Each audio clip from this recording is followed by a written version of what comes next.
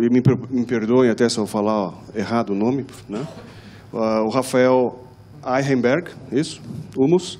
Ele é socioecólogo, ele mora aqui em Morro Grande. O irmão dele, o Marcos Eichenberg Humus, que é geógrafo, e a Elga Grikorovitskis. Isso? Correto?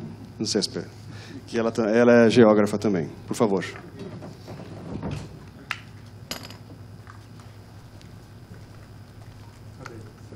Está todo mundo escutando? Não, mas se você não falar no microfone, não sai na gravação. Tá, boa tarde a todos. Eu sou o Rafael. Todo mundo brasileiro, né? Esses três que estão aqui. E é uma satisfação poder estar nesse grande encontro, né? E esse encontro, ele transcende, inclusive, as portas desse salão, né? Porque, como o Jair falou, eu vivo aqui. A gente tem atuado aqui na região do Morro Grande, né? A Elga vive mais ou menos por aqui. Temos atuado via SOS Represa Guarapiranga, né? Na APRM Guarapiranga como um todo. E o encontro de hoje representa uma situação de juntar forças, né? De articular esforços. E acho que nós três não somos os únicos dispostos, né? Acho que a gente tem aqui um monte de gente disposta. Então, além dessa primeira parte de falas mais informativas, mais técnicas, para provocar, para informar, a gente vai ter uma segunda parte que para nós é muito importante, que vai ser uma parte onde a gente vai conversar. E aí, todo mundo aqui é importante, todo mundo vai conversar, todo mundo vai falar. Uma coisa que justifica e estimula a gente a atuar juntos é que esse arco vermelho que a gente representou nessa imagem de satélite, ele está representando uma área muito especial, mas muito ameaçada, né? Por esses fatores todos que o Rodolfo levantou na fala dele. Isso é triste, mas ao mesmo tempo é interessante saber que tem pessoas atuando ao longo de todo esse arco, né? E eu acho que, como eu falei, a gente está mais para o lado do Morro Grande, eu acho que as pessoas aqui estão em outras partes também. Vocês estão se vendo nesse arco? Quem está aqui? Uma pessoa de Itapecerica. Um pouco mais para baixo, Itapecerica, Embu, Via Ressaca. Tá. E aí, quem mais? Aqui? Tá, mais gente aqui da região do Embu. Daqui alguém? Ah, legal. Então vamos conversar. Daqui alguém? Calcaia. Legal, André. Enfim, claro, está concentrado aqui, né? Mas a gente tem essas ramificações.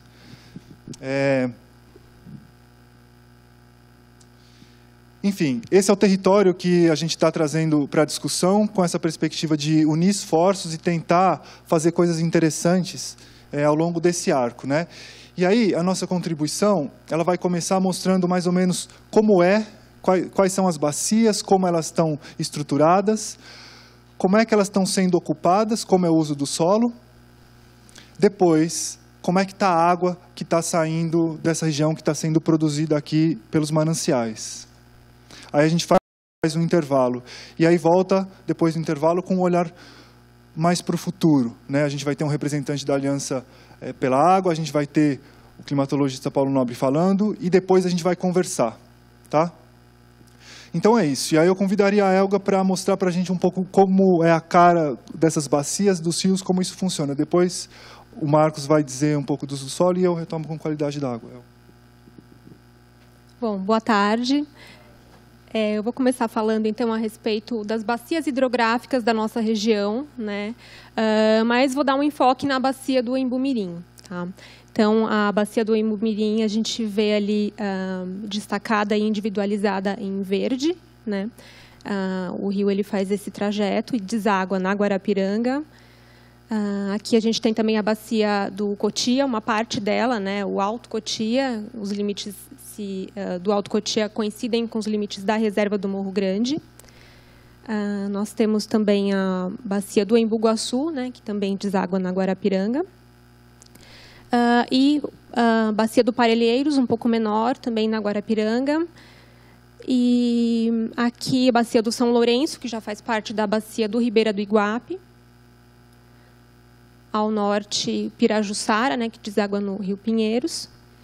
E também há uma contribuição, né, para a Guarapiranga, uma contribuição da Billings, né, que é essa estação elevatória Taquacetuba, né, que é esse braço da Billings, que antes da água ficar muito suja, né, eles têm essa captação de água e transposição para a bacia do Guarapiranga, né. A água da Billings, a qualidade da água da Billings aqui mais próxima, mais ajusante, né, mais próximo da mancha urbana, fica pior, então tem essa transposição aqui desse braço para Guarapiranga. Então, esses são as bacias que contribuem, né, as formadoras da Guarapiranga, Embu-Mirim, Embu-Guaçu, Parelheiros e essa contribuição da Billings. E agora eu vou mostrar, então, em maiores detalhes, a hidrografia da bacia do Embu-Mirim. Então, a gente vê essa rede de drenagem bastante densa, né, então é uma grande quantidade de rios pela área da bacia hidrográfica. Os principais, então, né, são o Ribeirão da Ressaca, o rio Embu-Mirim, né, que dá o nome à bacia, e o rio Itacoaxiara.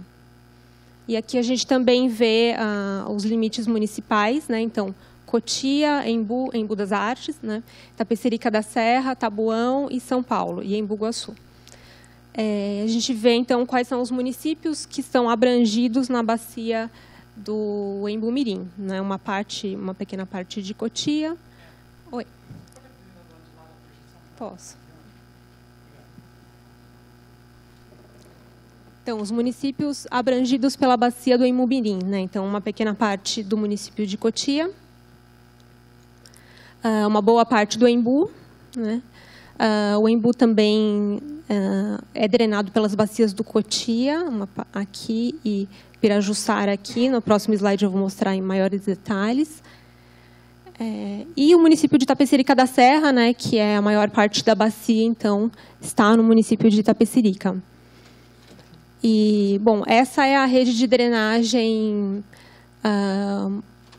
original, né, mas atualmente não é mais esse desenho em muitas partes da bacia, porque já existe o impacto. Então, como é que será que estão esses cursos da água? Como é que está a qualidade da água? Como é que estão essas faixas marginais aos rios, né, que são as áreas de preservação permanente? Daqui a pouco a gente vai falar um pouco sobre isso também. E as nascentes, né, então, onde estão as nascentes? As nascentes mais longínquas, elas estão aqui para o sul, né, no sul de Itapecerica, mas também as nascentes, na verdade, estão ao longo da bacia toda, né? Aquele ponto ali destacado, por exemplo, a gente tem nascentes que vão dar origem a córregos que vão desaguar no Embu-Mirim, né? Aquele ponto é aqui onde nós estamos, né? Aqui na região do hotel.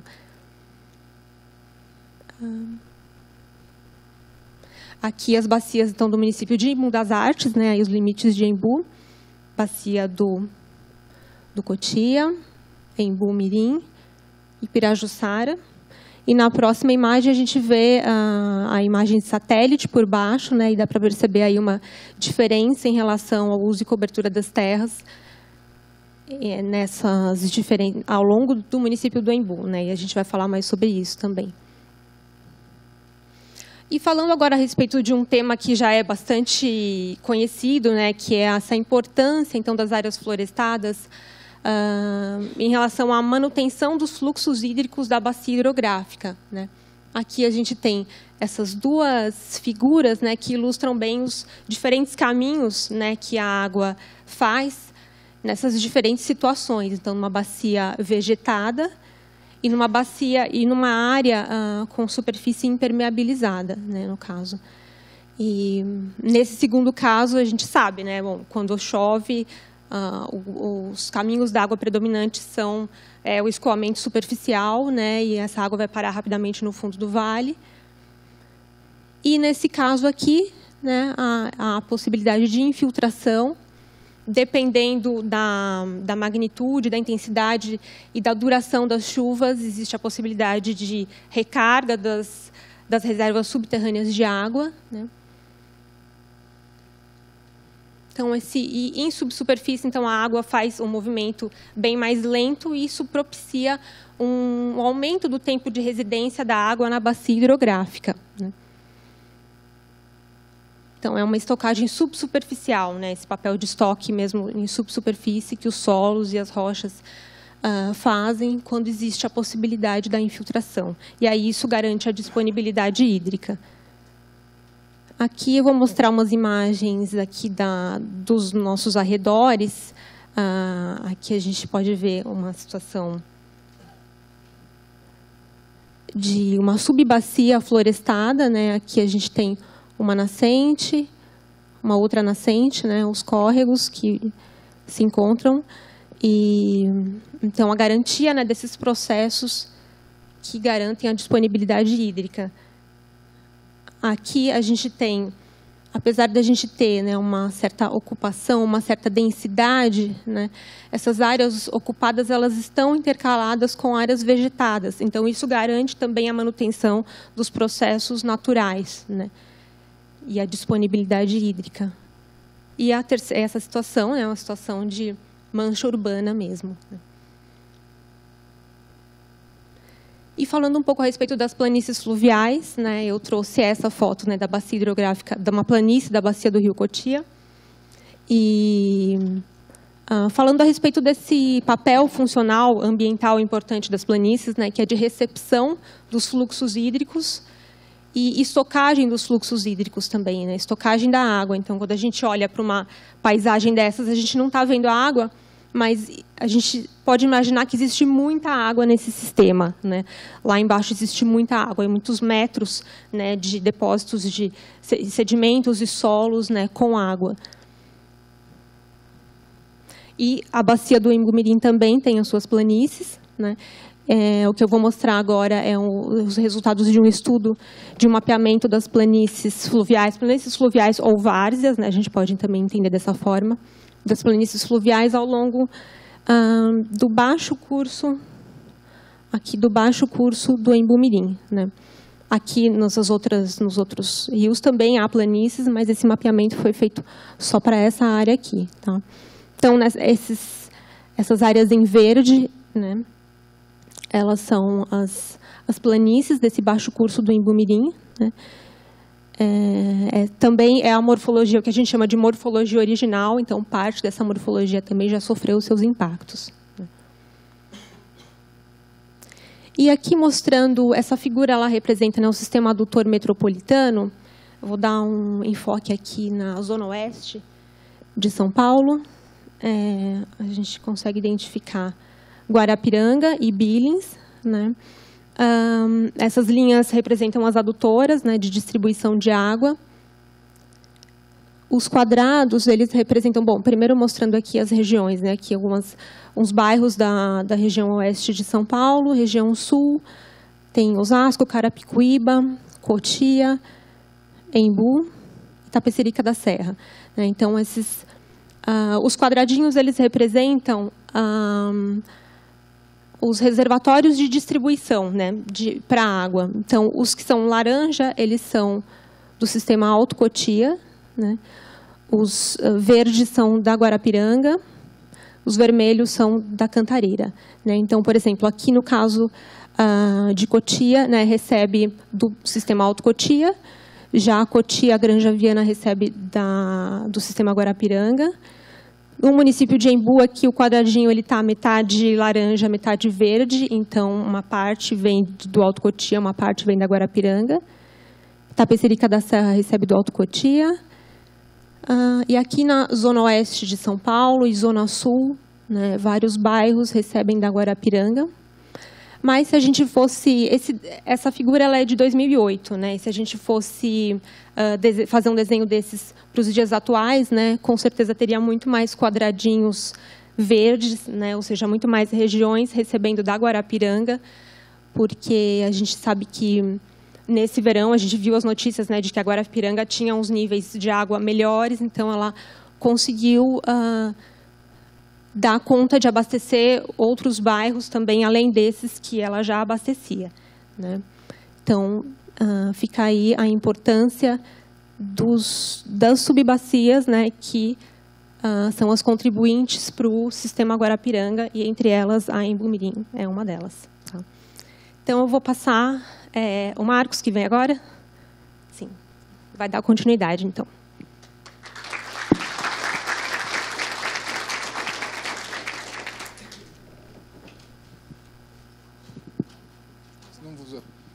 Alô? Tudo bem? O meu nome é Marcos, eu sou um de nós. A primeira coisa que eu gostaria de falar é a respeito de um pequeno censo que eu fiz aqui nessa sala, com todos que estamos aqui. Eu vejo que a gente tem aqui a presença de pessoas mais velhas, então nós estamos numa faixa etária de 35, 55, alguns um pouco mais, alguns um pouco menos. Somos predominantemente brancos, somos moradores dessa região aqui, e isso diz muito sobre nós. Não vejo muitas pessoas negras, não vejo muitas pessoas jovens, e isso diz muito sobre nós. Uma outra coisa que eu não posso deixar de notar é um possível motivo por esse pequeno censo ter esse resultado. Acho que um possível motivo para esse censo ter esse resultado é porque, se nós moramos aqui há bastante tempo, significa que nós vimos a paisagem se alterando. Significa que nós conhecemos uma outra paisagem e que a gente está percebendo que a urbanização está chegando cada vez mais perto da gente, que os grandes desmatamentos estão chegando cada vez mais perto da gente, e a qualidade dos desmatamentos também está sendo alterada. Por que está se desmatando? Isso também está sendo alterado. Junto com a SOS Represa Guarapiranga, no ano de 2010, a Célia, a Maria Pia, eu e meu irmão Rafael, que vai falar daqui a pouco, realizamos um trabalho na bacia do rio Embu-Mirim. Tá? Esse trabalho gerou alguns resultados, e alguns resultados são muito interessantes porque eles são diferentes do que nós imaginamos. Tudo bem. Aí vamos mudar um pouco de assunto, e eu quero falar sobre uma outra coisa aqui. A gente está acostumado a olhar o meio ambiente e pensar que o meio ambiente está muito relacionado com a existência de vegetação, né? Então a gente associa imediatamente um belo rio e uma bela floresta. Essa é a ideia de meio ambiente que existe no nosso imaginário, certo? E geralmente ele vem no nosso imaginário como uma paisagem, certo? Essa é uma ideia construída. Nenhum de nós, quando se faz a pergunta, o que é o meio ambiente? Diz, eu sou o meio ambiente. Nenhum de nós dá essa resposta. Ninguém diz, o meio ambiente sou eu. Não, o meio ambiente é aquilo. O meio ambiente é aquela visão que a gente tem, é aquela paisagem. Eu não sou o meio ambiente. Estão me ouvindo bem? Estão me vendo bem. Tá bom. Tem um motivo, vocês têm um cérebro. Uns usam um pouco mais, uns usam um pouco menos, mas todo mundo tem um. Nosso cérebro tem uma característica. Ele é feito de 80% de água. Essa é uma característica do nosso cérebro, mais ou menos, né? É uma característica importante, né? 80% de água, puxa, é bastante água. Quer dizer que se eu tirar o meu cérebro e colocar no micro-ondas, ele fica do tamanho de uma noz? Mais ou menos. Isso é uma característica muito interessante. Quando eu digo que a gente precisa mudar, quando eu digo que a gente tem essa visão de paisagem do meio ambiente, o que eu quero dizer é que a gente precisa mudar um pouco a percepção de meio ambiente que a gente tem. O solo, a atmosfera, tudo isso faz parte do meio ambiente. As rochas fazem parte do meio ambiente. Somos feitos de carbono, de mineral, vários tipos de minerais e água. Nós fazemos parte do meio ambiente. Nosso cérebro, que nos diferencia de várias outras espécies, faz com que a gente perceba a importância da saúde da água e a importância do nosso impacto sobre a saúde da água. Uma outra característica que a natureza tem é que ela funciona por ciclos. O nosso planeta tem infinitos anos de idade. A gente pode tentar mensurar, mas a gente não tem certeza. A água está em todos os lugares. Absolutamente todos os lugares. Então a gente precisa mudar essa percepção de que a água está dentro dos rios, de que a água está nas represas. Essa é uma visão antiga. A água funciona dentro de um ciclo, certo? E aí eu quero que vocês acompanhem uma pequena viagem mental aqui. Precisa de um pouco de imaginação. Imaginem o seguinte. A água está na atmosfera. Entre os seus olhos e a minha pessoa, existe água. Essa água evapora, se condensa, chove, infiltra no solo, certo? Uma parte fica armazenada em regiões bastante profundas, uma outra parte brota de novo, certo? E forma as nascentes que vão formando os rios, esculpindo o relevo, esse relevo bonito que a gente tem aqui na nossa região, fruto da escultura da água, isso é uma coisa muito interessante. E aí essa água vai para os rios, vai para as árvores evaporam, os rios evaporam, e esse ciclo continua. Existem outros ciclos. Ciclo do carbono, ciclo do oxigênio, ciclo das rochas. Existem muitos ciclos. A natureza funciona em ciclos, e em 4 dimensões. As 3 dimensões que a gente está acostumado a ver, a altura e as distâncias, e o tempo. Certo? Muito bem. Esse é o meio ambiente natural. Vocês estão entendendo o que eu estou falando? Tá bom. Esse é o meio ambiente natural. Agora, a gente vai fazer uma colagem. Certo? A gente vai colar as nossas magníficas obras sobre esse meio ambiente natural. E aí, quando a gente faz isso, a gente começa a perceber que todo esse sistema, ele começa a se alterar. Tá bem? Imaginem comigo. Preciso morar. As casas existem, a gente saiu das cavernas, eu preciso morar. Os seres humanos foram se agregando e isso é um processo que está se acentuando e vai se acentuar cada vez mais. Seremos grandes massas de pessoas. Já somos e seremos cada vez mais. Colando as nossas obras na paisagem desse meio ambiente natural. Temos indústrias que produzem roupas.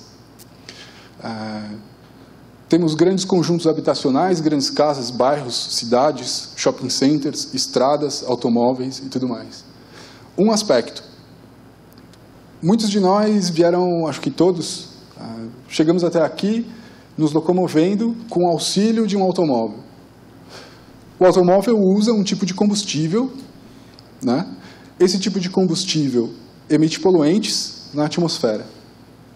Beleza. Plau! Colamos uma das coisas que nós fazemos no ciclo da água. O que acontece com esses poluentes que estão na atmosfera? Eles entram, se misturam com o vapor de água, formam nuvens, essa nuvem chove, esses poluentes acabam invadindo o subsolo, depois eles acabam voltando para a nascente. Essa é uma das coisas que tem um impacto profundo nos recursos hídricos. Essa palavra, recursos hídricos, vocês já pararam para pensar nisso? Recursos é alguma coisa que você usa. A gente não fala muito água, a gente fala recursos hídricos. É claro, a gente usa água. Um detalhe importante, as indústrias são grandes consumidoras de água. Tá? Nós somos grandes consumidores de produtos industriais. E aí, antes de entrar na questão do uso do solo, alguém podia botar o mapa do solo das APPs? Antes de entrar na questão do uso do solo, queria dar algumas informações. Essa aqui é uma camiseta muito bonita, por sinal. Quanta água se gastou para fazer essa camiseta? Chutes. Quanto? Menos. Uma camiseta. Um pouco mais. Tá bom. 1 quilo de algodão, para produzir 1 quilo de algodão, se gasta 10 mil litros de água. Então, essa camiseta aqui deve pesar umas 300 gramas. Eu sou grande, então ela é GG, pesa bastante. Então, ela gastou mais ou menos 3 mil litros. 3 mil litros de água. Uma camiseta. Uma camiseta.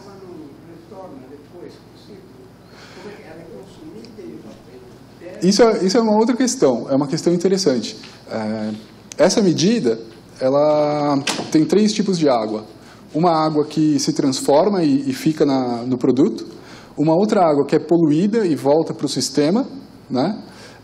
E uma água que retorna para o meio ambiente e volta para o ciclo natural. Procurem pela internet e tal, um manual chamado Pegada Hídrica. Foi traduzido pela TNC, The Nature, Pegada Hídrica. E no Google Pegada Hídrica PDF vocês encontram isso. E lá tem informações sobre todo esse sistema globalmente, né? Isso é uma questão interessante. Uma outra questão interessante, aí só dá um zoom aqui, ó, nessa curva aqui. Uma outra questão interessante é, por exemplo, um bife. Cara, a gente come praticamente todo dia. Quanto de água existe em um bife para sua produção, na cadeia de produção? Essa é uma informação interessante. Então, essas informações servem para a gente pensar num tipo de economia de recursos hídricos em âmbito global. Tá? Aqui, a gente vai falar de um outro processo nesse exato momento. Uma das coisas que a gente cola nesse sistema para regular os nossos impactos são as leis. Tá certo? Então, quer dizer, em algum momento, nós como sociedade percebemos que... Está muito chato, pessoal? Mais ou menos? Tá. Já estou acabando aí. Aí, muito bem, tem essa... A gente cola a nossa sociedade, o nosso tipo de sociedade, dentro desse sistema natural. A gente começa a causar impactos. E aí as pessoas percebem, opa, peraí, alguma coisa tá deixando de funcionar bem aqui, né? E aí existe dentro desse sistema um sistema legal que foi criado ao longo das décadas, desde o Velho Testamento, do Corão, tudo mais. São sistemas que servem para ir, né, dando um tapinha. Quando a criança vai crescendo, você dá um tapa aqui, um tapa ali, ela vai entrando no caminho. Tá? Isso foi feito ao longo de muitos milhares de anos. E hoje a gente chegou num sistema legal complexo, tá? E esse sistema legal complexo, uma parte dele diz respeito ao meio ambiente, são leis ambientais. No Brasil nós temos leis ambientais maravilhosas, são exemplares mesmo, são leis super interessantes e muito bem pensadas, muito bem elaboradas, mas elas não funcionam. Certo? Eu não vou entrar em detalhes, mas eu acredito que todos nós saibamos por que essas leis não funcionam. Tá bem. Uma dessas leis diz respeito às áreas de preservação permanente, e é uma lei válida em todo o território nacional. Esse aqui é um rio, 30 metros para cá, 30 metros para cá, tem que ser florestado. Certo? Significa que eu não posso construir. 30 metros para cá, 30 metros para lá. Isso tem uma importância, isso tem um motivo de existir. Tá? Isso impede o assoreamento dos rios, né? Isso preserva uma umidade naquele microcosmos ao longo do rio. Isso funciona como corredores de fauna, entre várias outras importâncias. Então essa lei faz sentido. Para mim essa lei faz muito sentido. Se eu sou uma nascente, 50 metros ao redor de mim precisa ser preservado. Por quê? Porque eu cansei de ficar aqui, eu sou uma nascente, eu vou dar um pulo para cá. Estou muito tempo aqui, eu vou dar um pulo para cá. As nascentes têm essa dinâmica. Elas vão mudando de lugar, algumas delas. Tá? No ano de 2010, nós fizemos um trabalho que durou mais ou menos 12, 14 meses. Esse trabalho gerou uma série de produtos. Eu gostaria de um dia ter mais tempo para falar com vocês todos sobre os produtos, mas aqui é muito pouco tempo, então eu vou ser bem curto e vou me ater ao aspecto dessa lei que eu falei para vocês. Aqui são os córregos, rios, ribeirões. Vocês sabiam que tem lugares do Brasil que os rios são chamados de brejos? Pois é, lá para o norte eles chamam rio de brejo, córrego chamam de brejo. Fecha parênteses. Aqui são as nascentes, a gente vê que são umas bolinhas, né? 50 metros. Córregos e rios, 30 metros. Tudo bem. Uma das coisas que a gente fez nesse projeto de 2010, essa aqui é a região onde a gente está agora, foi fazer um mapeamento de como a superfície está ocupada. Aqui é uma indústria, aqui é um equipamento público, aqui é uma rodovia. A gente fez um mapeamento da bacia inteira do Imbomirim, e aí a gente cruzou com as áreas de preservação permanente e a gente fez uma mensuração de quantos tipos de usos estão regulares, ou seja, está florestado, e quanto não está. Essas manchinhas roxas que vocês veem representam um tipo de uso e ocupação do solo. Tá? Melhora um pouco. Essas manchas roxas aqui.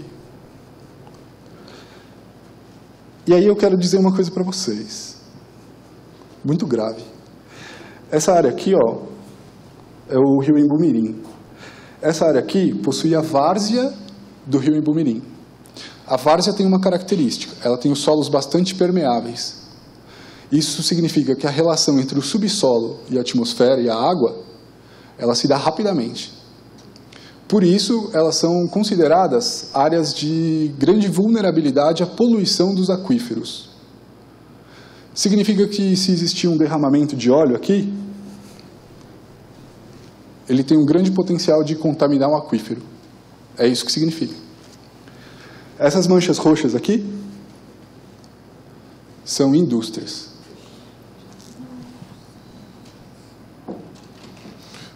Vocês entenderam muito bem, vou repetir. Essas manchas todas roxas são indústrias. Ô, Rafa. Isso aqui são áreas de APPs.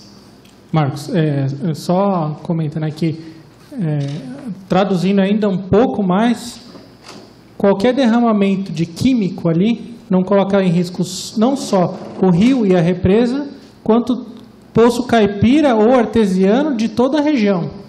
Né? Então, a gravidade é muito. Interessante saber disso, né? Indústrias. Aí, olha só, pessoal, aqui é uma nascente. Essa manchinha roxa aqui é uma nascente. Essa manchinha roxa aqui, pessoal, é uma nascente. Área de preservação permanente, 50 metros. Aí a gente tem uma outra cor aí que se destaca um pouco, né? Que é a cor vermelha. Eu adoro a cor vermelha, eu acho que é bonito. Uma parte de mim gosta de, quando você vê umas frutas vermelhas, é uma cor bonita, chama atenção, né? Muito bem. Essas manchas vermelhas aqui são áreas urbanizadas, de vários tipos. Prédios, casas, ruas, avenidas, escolas, postos de saúde, áreas urbanas, áreas urbanizadas. Aí, só lembrando para todos vocês que nós consumimos, os moradores de toda essa região aqui, nós consumimos a água que nós produzimos. Indústrias, áreas urbanas, rio Imbomirim, bacia da Guarapiranga, sistema de abastecimento, nossas torneiras, nosso esgoto diretamente para esses rios. entram de novo nesse sistema, se misturam com os resíduos de indústrias, áreas urbanas, represa Guarapiranga, nossas torneiras.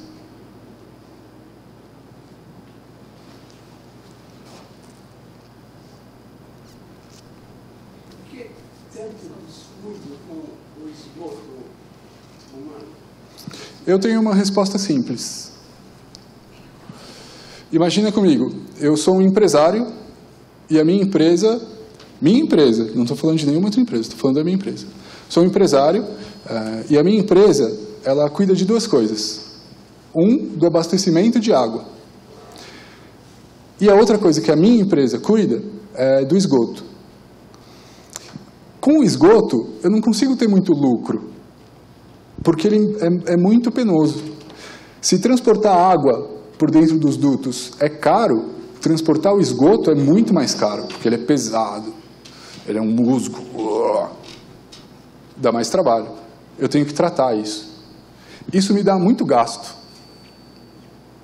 É mais fácil vender água. Eu sou uma empresa, o objetivo de toda empresa é ter lucro. Certo? Muito bem. Na visão de um empresário, o que você faria? Você reduziria os seus gastos e maximizaria os seus lucros. Essa é a sua resposta. Mas esse descuido já vem antes de que você fosse empresário, não? Antes de que se abrir essa empresa, já havia esse descuido na cidade. Um dos princípios do Estado é o princípio da eficiência. A verdade mesmo é que a gente não se importa. A verdade mesmo é que está todo mundo nessa sala aqui hoje porque a gente está na iminência de uma crise de água. Essa é a verdade. Se a crise da água não estivesse eminente, não estivesse batendo a nossa porta e batendo as nossas torneiras, os nossos chuveiros, a gente não estaria aqui. A gente nunca parou para prestar atenção, ao longo de muitos séculos, que a gente faz xixi e cocô na água. A gente nunca parou para pensar nisso. Não seriamente. Algumas pessoas sim, a maioria das pessoas não. Tá? A última coisa que eu gostaria de falar, eu tenho falado isso em todos os lugares que eu tenho ido, é que vocês são importantes. O senhor é importante. O senhor é importante. Você também é importante. O pessoal do fundo é importante. Os poucos jovens que estão ali no fundo são pessoas importantes. Nós todos juntos somos mais importantes. É uma perspectiva um pouco trágica essa que eu trouxe, eu sei.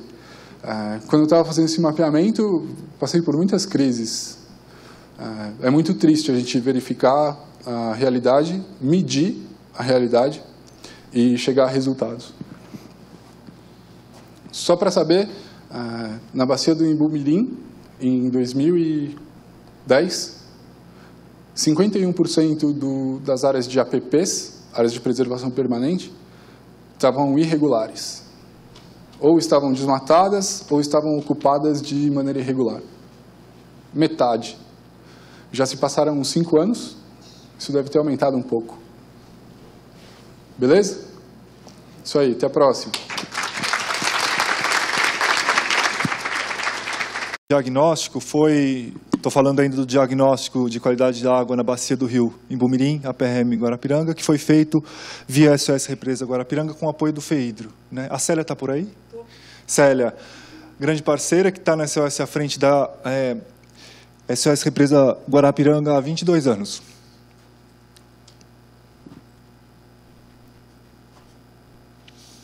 Bom, talvez esse diagnóstico que a gente fez é o diagnóstico mais aprofundado que jamais foi feito em toda a área. Né? Além do uso do solo, da atualização do uso do solo baseado em imagens de satélite, da montagem de um sistema de informação geográfica, a gente fez também análise de águas. Né? Como é que se mede a qualidade da água? A gente pode medir de várias maneiras. A gente usou esses parâmetros aí para medir. né? Qualidade da água, que é resultado da equação características da bacia, que a Elga mostrou, uso do solo, que o Marcos mostrou, né?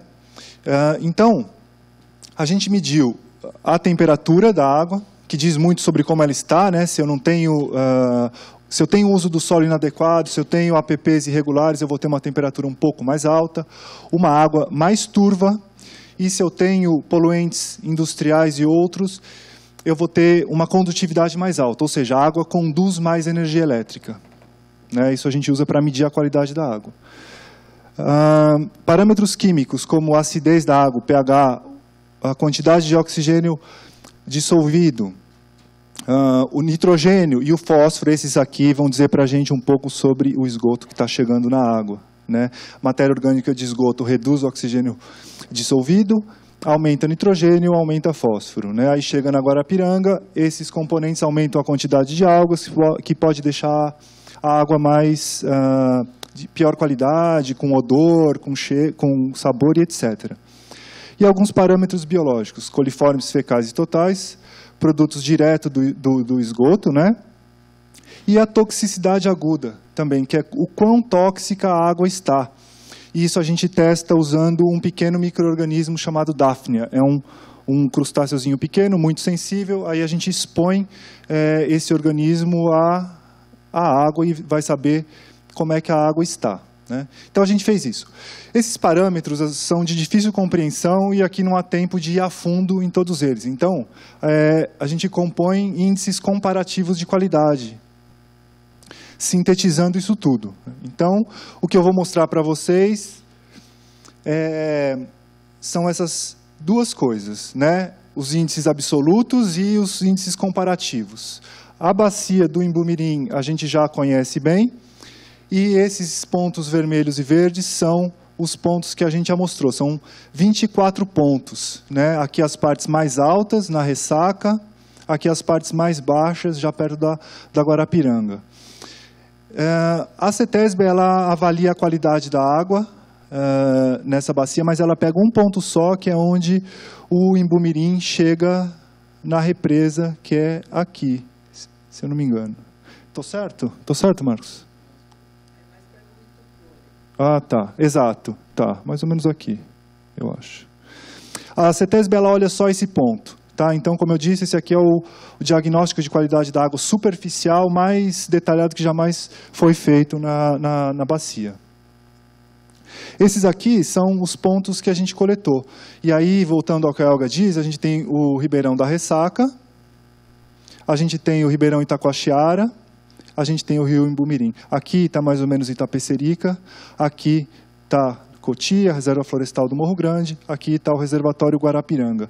Esses pontos vermelhos e pretos, isso só quer dizer os pontos que a gente já mostrou em mais de uma estação. Então, os pontos vermelhos, a gente olhou em apenas uma estação, que foi a estação chuvosa, e os outros pontos a gente olhou na estação seca e chuvosa, porque a qualidade da água muda muito dependendo da estação.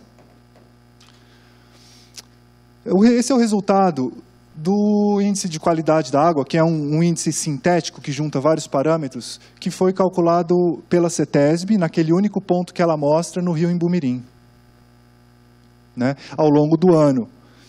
Então a gente vê que nas épocas mais secas, o rio Imbumirim está com qualidade ruim a péssima, né? Aqui, quando nas estações mais chuvosas, a qualidade melhora um pouco, mas mesmo assim ela é pior ainda do que a qualidade da água do Imbuguaçu, que é a bacia irmã, entre aspas, né? Eu acho que esse não é um termo muito técnico, mas é a bacia que também alimenta a Guarapiranga, né? O rio Imbumirim ele é responsável por 1/3 da água que chega na Guarapiranga. Aqui a gente já entra nas análises que foram feitas dentro desse nosso trabalho, né, para alguns pontos. E aí aqui nesse gráfico eu ordenei da melhor qualidade do índice mais alto de qualidade para o índice mais baixo de qualidade. Tá? Esse índice mais alto de qualidade ele foi feito na reserva do Morro Grande, ou seja, uma bacia completamente preservada. Ou seja, a melhor água que a gente pode ter, ela é encontrada, ela tem esse nível aqui. Então a gente já nota que boa parte dos pontos situados tanto no Itacoaxiara, no Ressaca, no Alto Embu-Mirim, né, no Ressaca, Alto Embu-Mirim, eles têm uma qualidade já um pouco inferior. E aí, os pontos que estão situados mais para baixo da bacia, mais perto da represa Guarapiranga, têm pior qualidade. Quer dizer, uma qualidade bem baixa, né? Se a gente tomar só o rio Embu-Mirim como exemplo, a gente vê que a qualidade varia. Então, imaginem que aqui a gente está na nascente e está indo em direção à foz, né? Alto Embu-Mirim, médio Embu-Mirim, baixo Embu-Mirim. E aí a gente tem esses saltos de qualidade da água.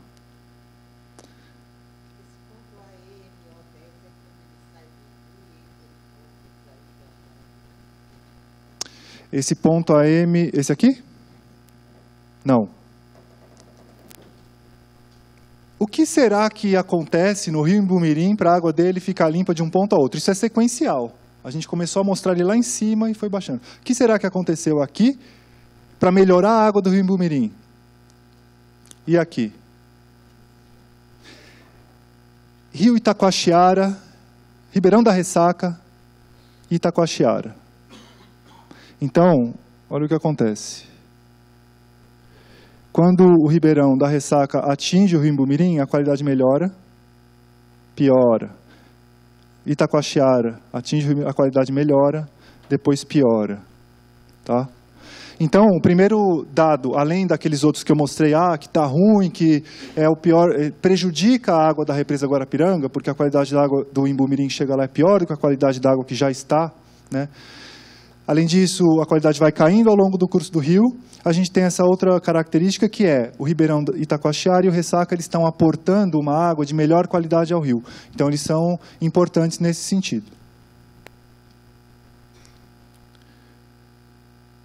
Falando, então, do que é que pode estar contribuindo para essa qualidade baixa, ruim da água, né? E aí, a gente apresenta... Primeiramente, os coliformes fecais, que são indicadores da poluição por esgoto doméstico. E aí a gente nota também que boa parte da bacia tem índices de contaminação relativamente altos, né? Vocês se lembram aquele ponto na reserva do Morro Grande que é o nosso controle? Alguém viu ele aqui? Está aqui, ó. Ou seja, esse nível é o nível de coliformes fecais esperado num rio nas condições originais. Então a gente tem uma qualidade, assim, ou seja, respondendo à pergunta, o que é que está prejudicando a qualidade da água do rio Embu-Mirim? O esgoto doméstico depositado sem tratamento está fazendo isso. Indo um pouco mais a fundo nas análises, né, discutindo o efeito desse esgoto em outros de uma maneira um pouco mais detalhada, que é em função da carga de nitrogênio, que vai causar a proliferação de algas na Guarapiranga, e da demanda bioquímica por oxigênio, que é, eu jogo matéria orgânica de esgoto na água, ele vai consumir oxigênio da água com muita velocidade. Isso reflete nos níveis de oxigênio dissolvido. Então, a gente nota que, conforme também vai se aproximando da foz do rio Embu-Mirim na represa, a gente vai ter índices de nitrogênio e uma demanda bioquímica por oxigênio bem altas. Então, por exemplo, nesse ponto médio Embu-Mirim, a gente vai ter uma altíssima demanda bioquímica por oxigênio, ou seja, significa que qualquer oxigênio que entre na água vai ser consumido rapidamente. O Rafa, só indica para o pessoal entender melhor onde é o centro de Embu, mais ou menos nisso. Tá, o centro de Embu é mais ou menos aqui. Ó. Eu vou voltar lá no mapa para a gente dar uma analisada mais detalhada. Olha, o centro de Embu é aqui, ó. O ponto, então, Alto Embu-Mirim 0... Não, desculpem. O ponto médio Embu-Mirim 010, ele é responsável por receber água que passa pelo centro de Embu, né? Então, a gente tem o Ressaca aqui, esses pontos ao longo do Ribeirão da Ressaca. Vai piorando também a qualidade ao longo do curso do rio. Ele chega no Embu-Mirim, melhora a água do Embu-Mirim, que vem ruim por aqui. Aí, o Embu-Mirim faz a curva, vem até aqui, e aí eu tenho o Itacoaxiara, que vai chegar, acho que mais ou menos aqui. Exatamente. Aqui é o ponto que o Itacoaxiara chega na foz. Então, ponto médio em Imbu-Mirim é a água que o centro de Imbu entrega para o resto da bacia.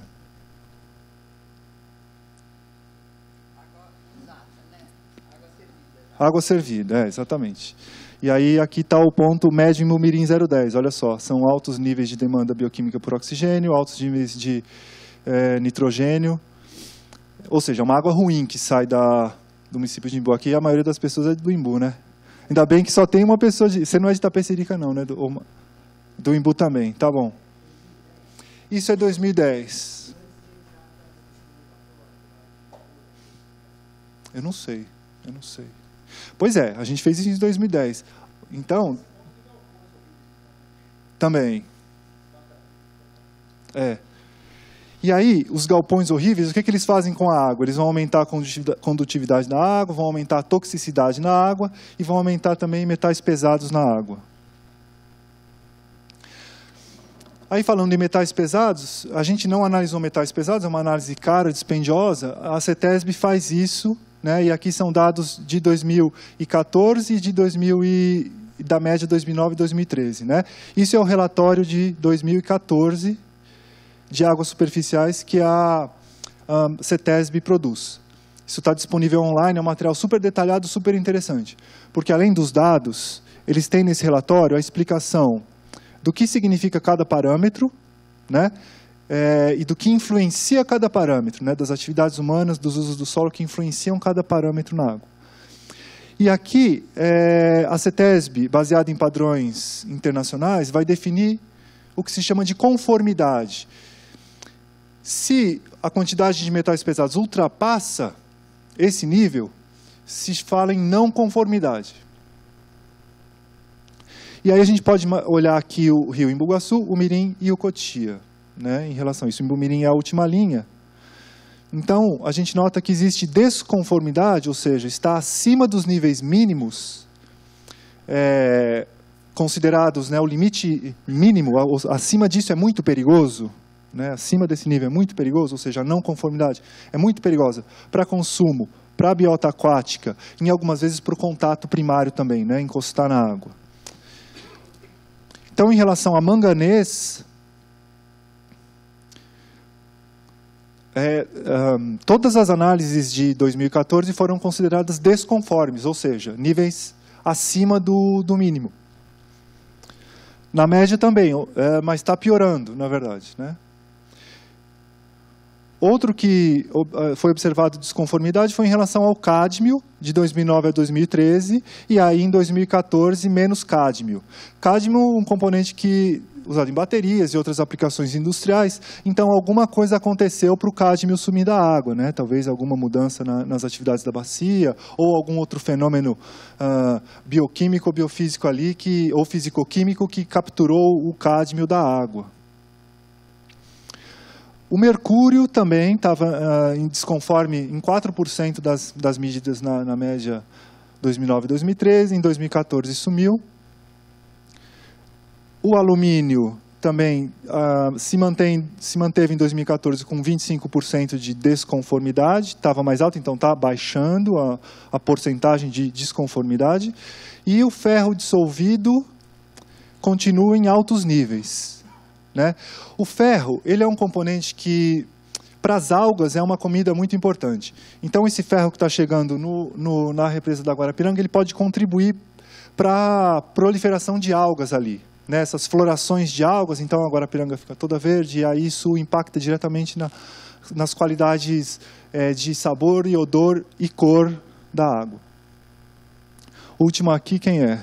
É o cobre, que também não estava tudo abaixo da conformidade, o que não significa que não tinha, né?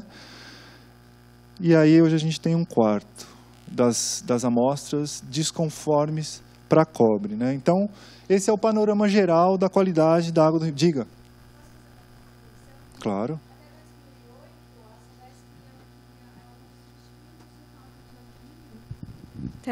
Até 2008, a Sabesp estava substituindo o sulfato de alumínio no tratamento de água, porque ele causa uma série de... Ele biomagnifica, né, no organismo, ele não sai, ele vai acumulando ao longo dos anos, é um dos possíveis causadores do Alzheimer, né? Então, ela estava substituindo e pelo ferro. Então, isso pode ser a causa do aumento do ferro e a diminuição do alumínio, né? E aí, você acabou de falar, o ferro aumenta as algas, e ela usa o sulfato de cobre para matar as algas. Então, o algicida usado pela Sabesp aumentou a quantidade de cobre ali, né? Legal, ótima contribuição. Grato. Bom, esse é o panorama geral.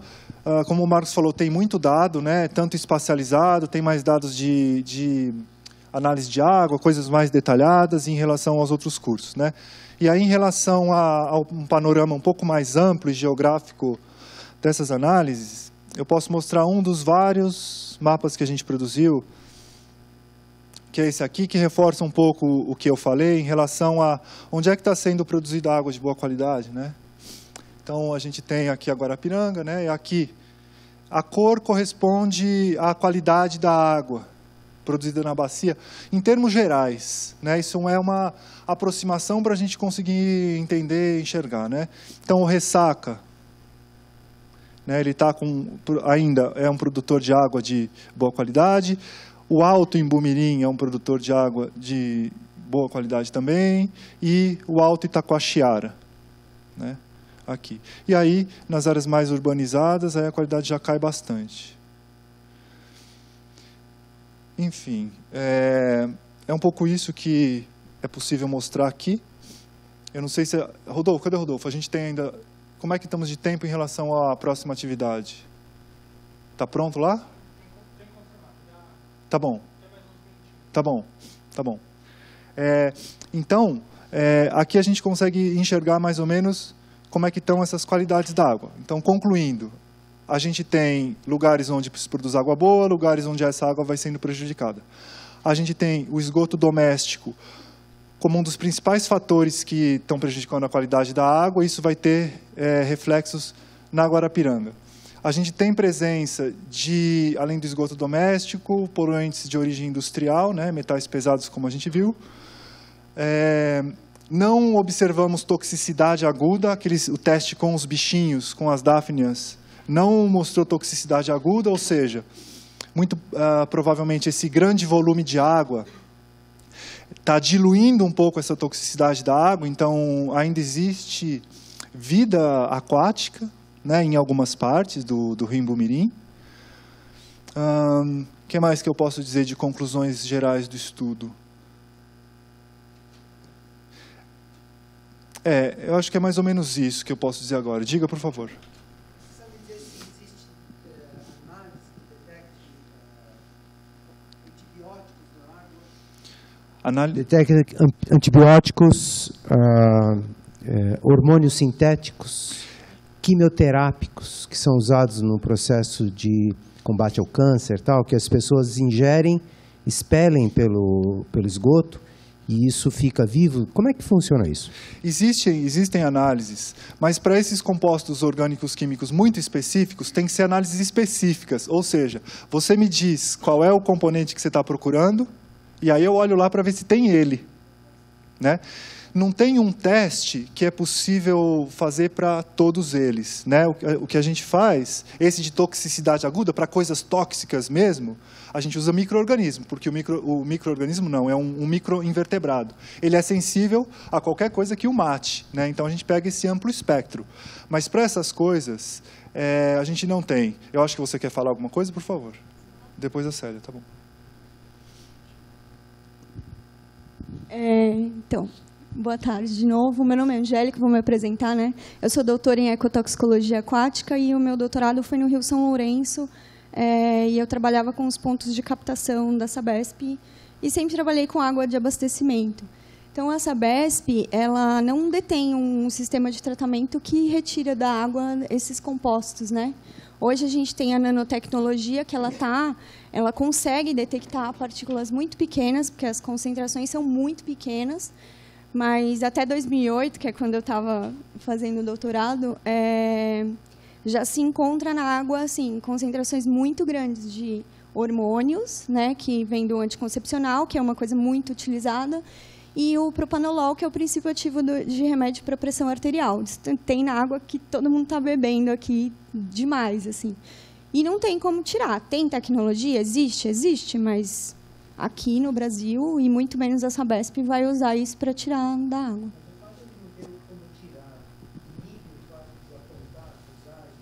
Não, é porque é uma coisa muito cara, que ele falou ali, a análise existe, mas é muito cara, você tem que desenvolver os métodos, e não é uma coisa que... Para que você vai detectar se você não vai poder tirar, né? Então...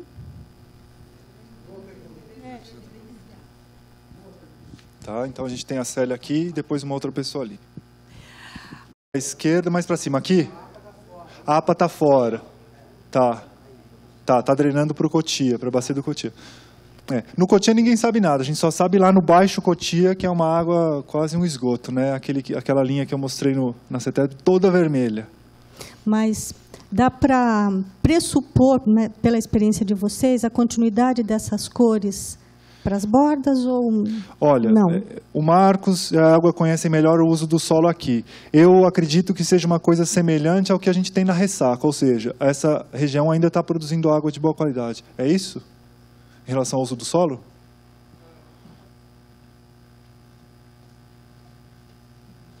Imagina esse desenho aqui.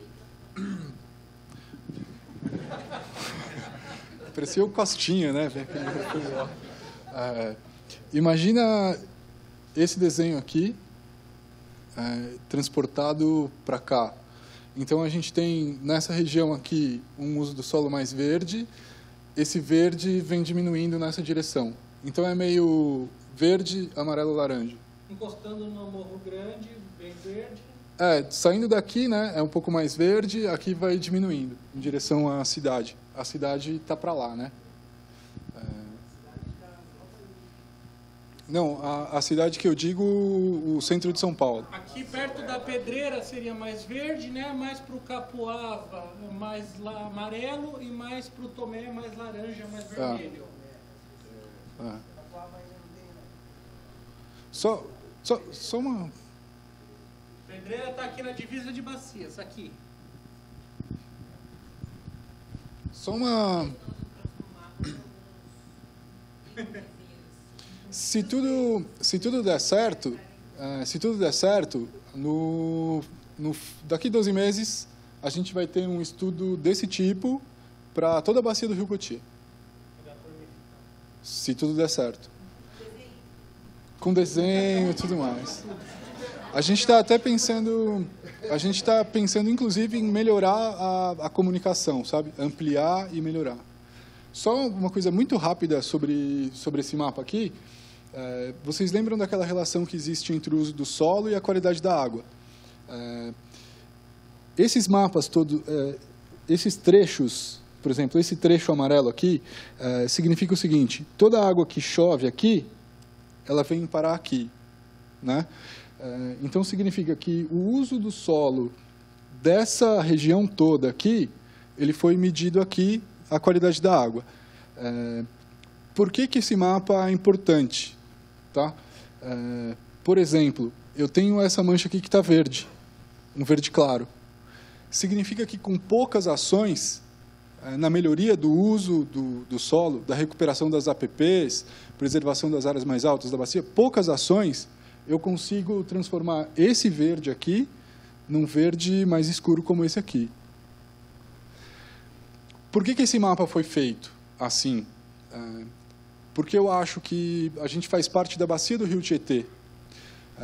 Então, essa nossa bacia vem para Guarapiranga, vai para o Rio Pinheiros para o Tietê, Tietê para o Paraná, Paraná para o Oceano Atlântico. Muito bem, por que esse mapa foi feito? Para inspirar essas ações, para começar a discutir as ações de melhoria dessa região. Puxa vida, aqui é o centro do Embu. O que precisa ser feito aqui? A gente precisa melhorar o saneamento, porque vai ser muito difícil remover a população que está em área de APP. Então, esse mapa aqui, ele guarda esse segredo de significados, tá? Porque o que eu falei foi meio trágico, então esse aqui, ele aponta para o futuro. Legal. Então, talvez a última fala. Boa tarde, meu nome é Gilmara, eu estou aqui representando o Comitê do Alto Tietê, porque eu recebi o convite através deles. E as análises do FEHIDRO, dos projetos FEHIDRO, é um questionamento que a gente faz constantemente. Eu estou representando aqui como prefeitura, né? Então, sempre, o questionamento sempre é feito sobre quem é que faz as análises dos projetos. Porque a gente vai por um caminho, obedecendo aquelas normativas todas que eles nos dão anualmente, e depois, quando chega no agente técnico, o projeto, às vezes, é colocado de lado, ou então, na própria análise, quando não é feita uma defesa muito boa daquele projeto, ele também é deixado de lado e outros recebem pontuação maior. Então, acho que é uma questão da gente bater sempre nessa tecla. Esse produto, bater nessa tecla é sempre exigir, lá nas reuniões do Alto Tietê, que seja feita uma análise pelo mesmo técnico, porque o técnico que faz a análise do projeto que vai ser dado recurso, não é o mesmo do técnico que faz a análise do desenvolvimento do projeto. Então, eu acho que, se isso não for uma coisa feita em conjunto, nunca a gente vai chegar a bom termo, porque esse trabalho ele tem que ser repetido em todos os pontos, nas subbacias. A COBRAP agora está fazendo um PDPA para toda a região metropolitana de São Paulo. Então, vai pegar os 5 subcomitês. Esse trabalho da COBRAP provavelmente vai encampar situações assim. Mas eu acho que a sociedade civil tem que estar mais presente nas reuniões do Comitê do Alto Tietê. O que nós sentimos é que houve um esvaziamento muito grande por parte de todos, da sociedade civil, dos municípios, e eu acho que o retorno disso é importante. Mas mais importante ainda é a gente difundir esse trabalho. Principalmente o objetivo que o Marcos colocou, né? Que é para a gente poder contribuir para uma melhor eficiência das políticas públicas. Ele não é feito só para a gente saber mais, né? Só para ampliar o nível do conhecimento. Ele é feito para produzir uma melhoria, né? Só encerrar para ir tomar café. É exatamente o que você falou. Você conhecer esse produto em várias escalas, em várias esferas, é muito importante, porque se na hora da decisão não vier desde lá de baixo do estudo todo o aporte de conhecimentos e necessidades, na hora de decidir vai acabar ficando só o governo do estado falando, ou só 1 ou 2 municípios. Então, eu acho que isso está disponível na página do Alto Tietê, esse projeto, com seus resultados? Eu não sei se ele está disponível, talvez o Marcos e o Rafa saibam, mas assim, tudo isso que foi mostrado aqui, e muito mais, porque esse estudo é um estudo realmente extenso, ele foi entregue para o FEHIDRO, né? Isso primeiro. Então, deveria estar disponível, porque esse projeto foi feito com recurso público, né? Todo o nosso esforço foi nosso, mas quem financiou foi o Estado, foi o recurso público. Isso em primeiro lugar. Em segundo lugar, Gilmar, eu concordo muito com você quanto à questão da importância da participação nos comitês de bacia e nos subcomitês. Eu mesma participei bastante tempo, a gente se encontrou lá algumas vezes. E, assim, é muito difícil a participação da sociedade civil, por um lado, é cheio de complicações. Por outro lado, por exemplo, nós procuramos muitas vezes a Secretaria-Geral do Subcomitê de Bacia para mostrar para o comitê esse resultado, independente de qualquer continuidade, né? Nós mostramos o do primeiro, que nós fizemos uma vez, a duras penas, foi muito difícil de mostrar, foi lá no Parque Riso, vocês lembram? E nunca conseguimos uma interlocução com o subcomitê de forma a que a gente pudesse ir lá contar, simplesmente fazer o que foi feito aqui e contar o que a gente encontrou e como que a gente, sociedade civil, pode contribuir com as políticas públicas. Esta é uma forma de contribuição da sociedade civil. Não é só participar nas reuniões, que é importante também. Só que elas, em geral, assim, agora eu vou falar pessoalmente, a minha desistência de participar dessas reuniões foi a ineficácia das reuniões, né? E por razões várias que não vem ao caso. Tá. Então, eu acho que a gente está diante de uma decisão, que é a seguinte. A gente chegou num grau de concentração de trabalho interessante, a gente tem, né, o corpo que precisa comer, tem o café lá fora, tem tudo. Então, a decisão que a gente tem pela frente é: interrompemos agora para o café ou trabalhamos mais um pouco? Posso fazer uma proposta? Faça a sua proposta. Do ponto de vista de energia do grupo e do tema, se nós interrompermos, nós não voltamos à mesma energia. É consenso?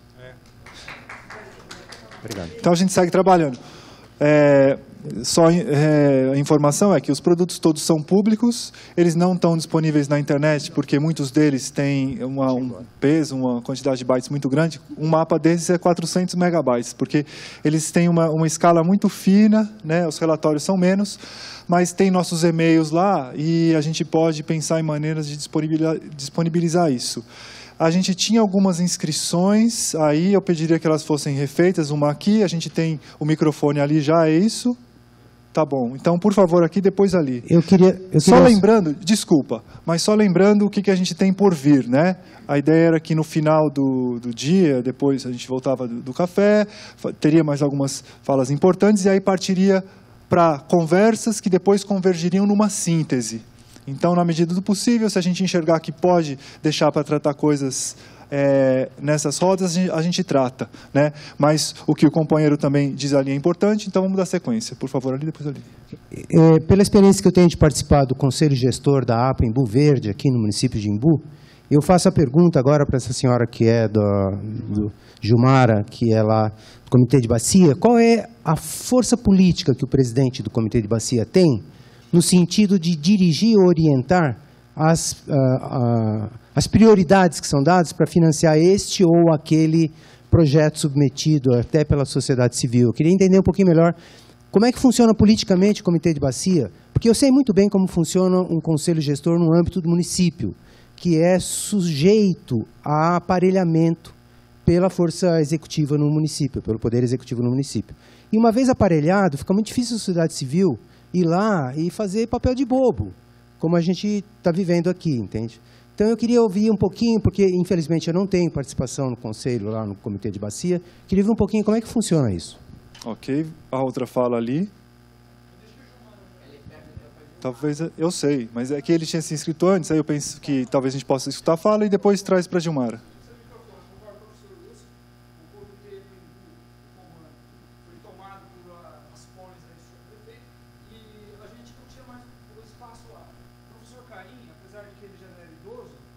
Ele morreu de um infarto numa reunião aqui no Itatuba.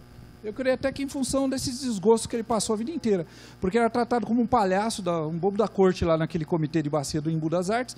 O prefeito do Embu é membro ativo aí dos gestores nessa questão dos comitês aí da Grande São Paulo, né? Arapiranga e tudo mais. Ele está sempre no palácio lá, ele adora, né? Palácio até. Ele queria trocar o nome da prefeitura por Palácio do Povo. Eu acho assim, a gente não está mais com vontade de participar dessas instâncias em que o poder público trata a sociedade civil como um bando de patetas. Então, eu acho que é ativismo, como reuniões como essa, que me fizeram vir aqui. Não ouvi que os gestores podem melhorar o perfil né, de aceitar um estudo absurdamente importante como o de vocês. Eles não vão dizer que tem um hormônio na água e que talvez está reduzindo a fertilidade das mulheres. Eles não vão dizer isso, não vão admitir esse tipo de coisa. Sem contar o cocô, né? Então, o que nós estamos enfrentando é uma coisa de vulto que envolve as opções do Brasil em relação a questões de capitalismo, porque esse monte de galpões é até irônico, por causa da crise econômica que estão botando. É tudo culpa da Dilma, né? Então deve ser culpa dela também. Essa crise econômica está fazendo esses projetos atrasarem. Eles têm um monte de galpão agora, espero que não ache ninguém para alugar essa porcaria desses galpões. Só isso. Legal, obrigado pela intervenção.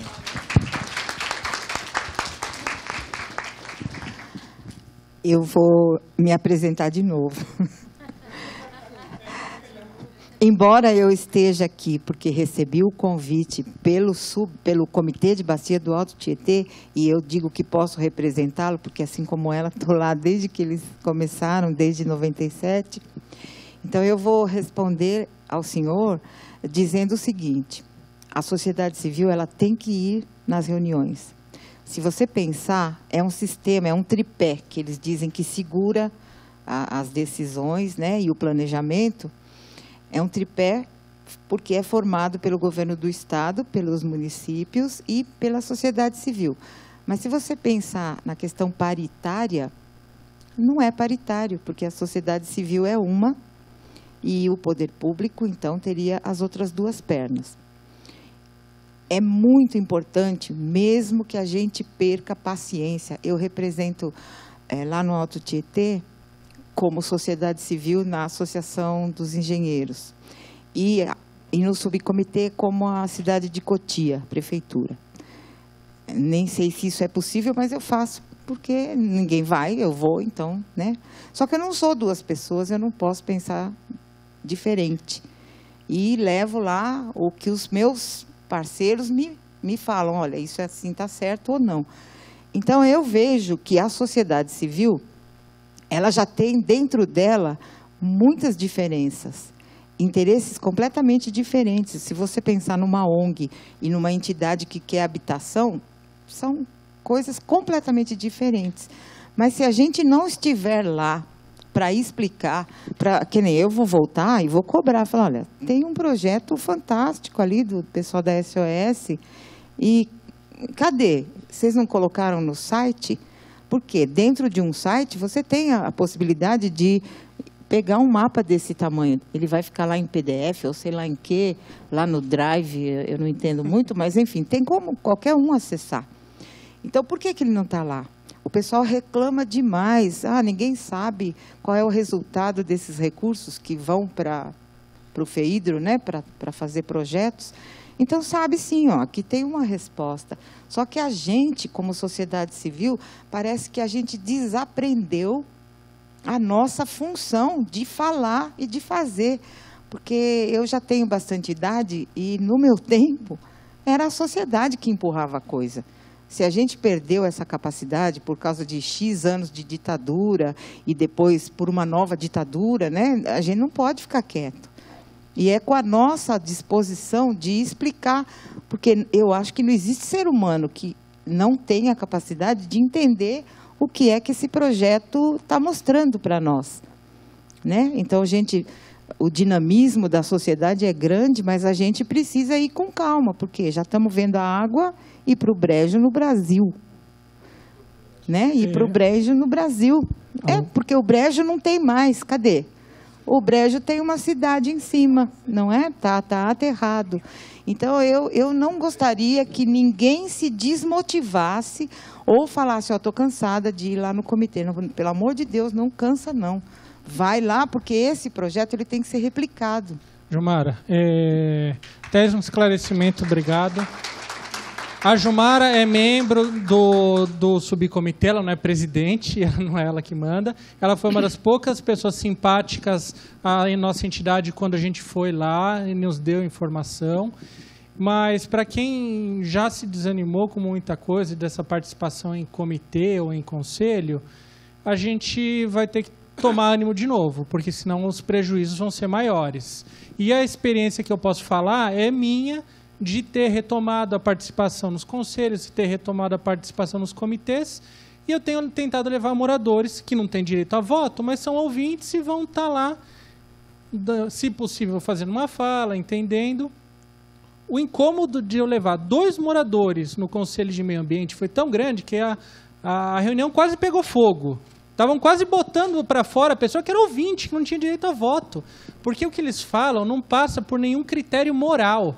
Eles não deixam gravar, eles não deixam filmar, eles dificultam o acesso à ata, porque o que eles falam não passa por qualquer crivo moral de qualquer pessoa, não importa se é ambientalista ou não. Então, a partir do momento que tem alguém para ouvir, o cara se incomoda, porque ele sabe que o que ele está falando é mentira. Ele sabe o que ele está falando é um crime. Então eu convido, quem puder participar, ainda que como ouvinte, vamos com a gente, porque a gente está incomodando e esse incômodo vai crescer à medida que a gente tenha mais gente. Então vale a pena lutar para mudar isso aqui, porque não é uma coisa para depois, e não é uma coisa para os outros, é para a nossa torneira. Então vale a pena fazer uma força.